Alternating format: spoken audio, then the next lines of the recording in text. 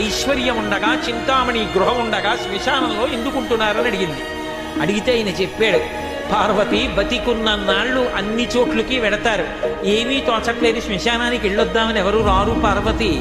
నేనంతవాణ్ణంటాడు, పొడుగ్గా ఉన్నానంటాడు, తెల్లగా ఉన్నానంటాడు, పండితుండంటాడు, పద్యాలు నాకు నోటికొచ్చంటాడు, ఉపన్యాసం చెప్పగలనంటాడు,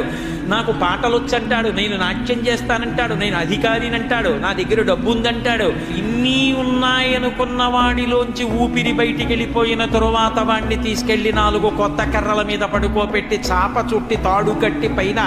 నూలుబట్ట కప్పి తీసుకొచ్చి అన్నీ తీసేసి కర్రల మీద పడుకోబెట్టి కాల్చేస్తుంటే జీవుడు లేచి నిలబడి